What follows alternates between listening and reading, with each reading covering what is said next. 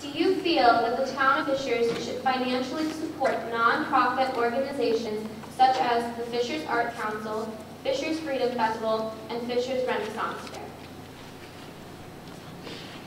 I think the investment in the Fishers Freedom Festival, we've supported that group over the years. It is a hallmark of the community.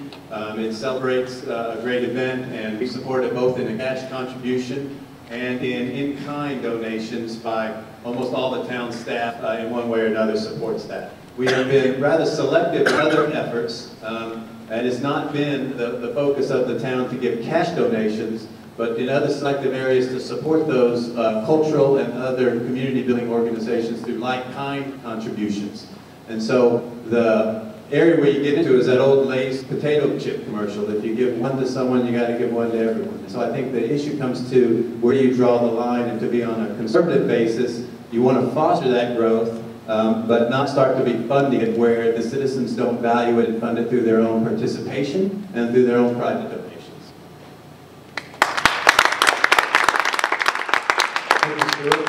Are there any other candidates that wish to respond to that or have additional comments? All right. The next question is directed to John Weingardt.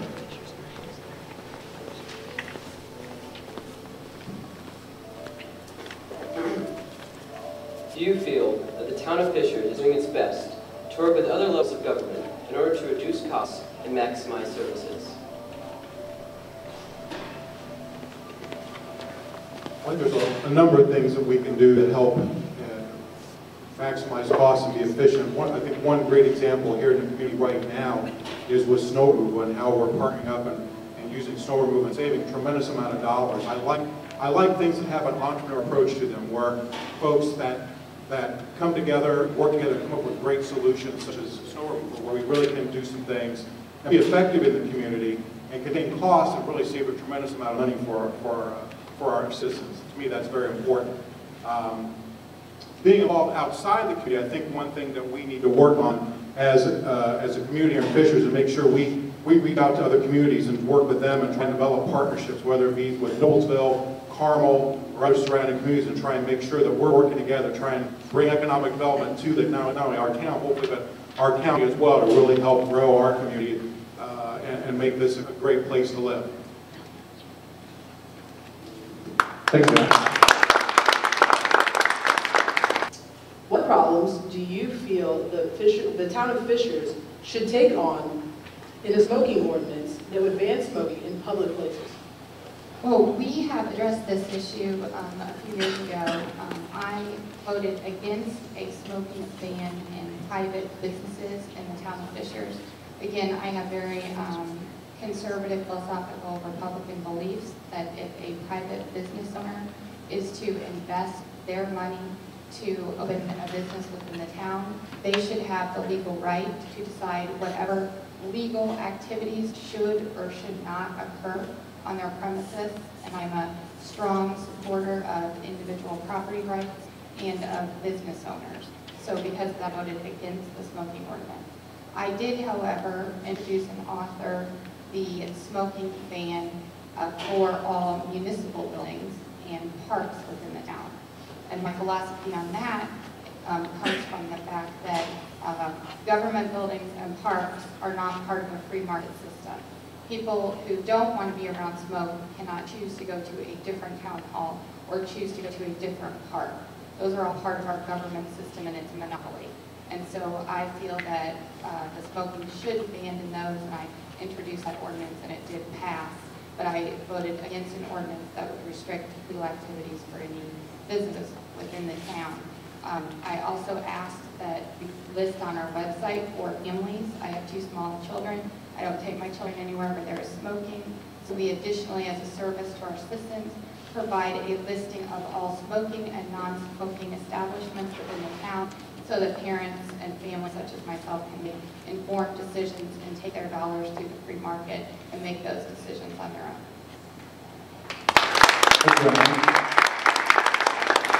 Is there anyone else that would like to comment on that? Or? All right. Do you feel that the town of Fishers should become a semi-class city, remain a town, or become a hybrid form of a city as the current merger proposal stipulates? I believe that the town should at least give the people the right to vote to become a second-class city. There was a petition put in a year ago, and the town council refused to bring that to a vote. The people should have their right to vote on that. Right now, what they're trying to do is they're trying to have a merger with the township, Fall Creek Township, and they're trying to create a second-class city with a soft mayor. That really doesn't give people the right to vote. I believe personally that we should have a second-class city with a strong mayor where the people, a representative, to vote for who they want to. Everyone in this room should vote for who they want to be mayor. If the mayor is appointed by the council, then there's no representation for the people. All right, thank you, Len.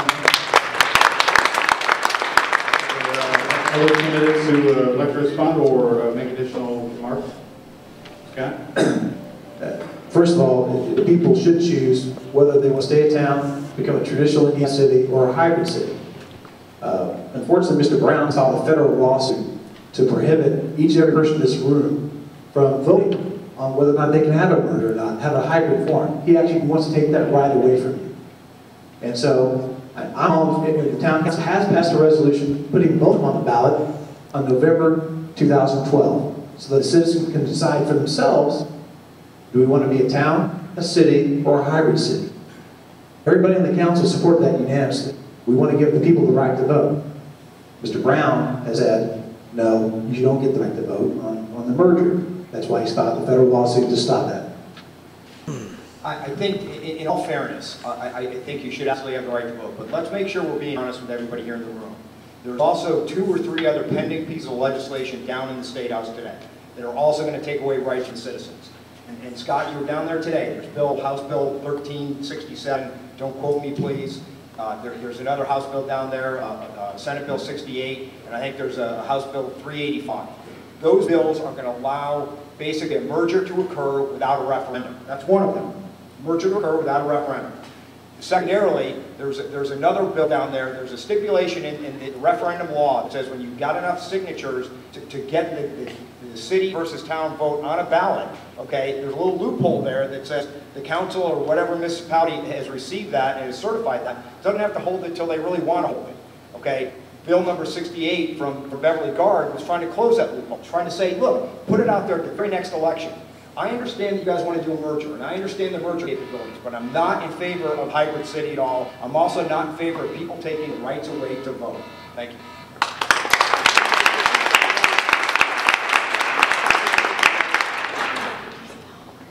I'm in favor of the citizens having a proper choice and a time to make a vote on all options at one time. There's nothing that serves the public by having one issue over after another, and confusion. So providing them all the options at one time gives them a chance to balance all of the choices and make an informed choice. I'm for the hybrid city because it blends the absolute best aspects of town and the current kind of town council structure with the best effort of the city.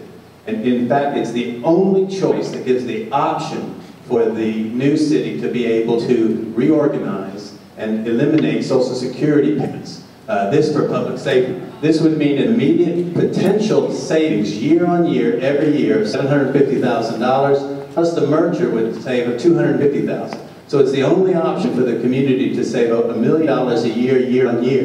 Doing anything else would absolutely forbid those savings. And by doing away with Social Security, public safety, individuals wouldn't have, they're already covered in their PERF plan, their savings plan. This would be an immediate pay raise to the firefighters and police officers whose money would not go to Social Security.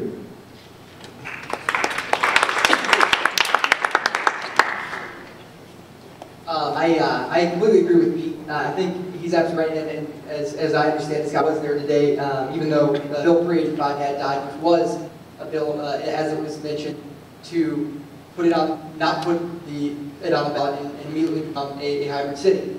I think the town has grown over a long period of time. We've all seen that, we've all talked about it. But has the representation grown with it? Have we seen a level of checks and balances with that? We were a city of 10,000, now we're a city of 70 plus. You know, where are those checks and balances? Because we're not the same people, we're not the same place that we were 8, 10 years ago. And the fact of the matter is that something's got to give.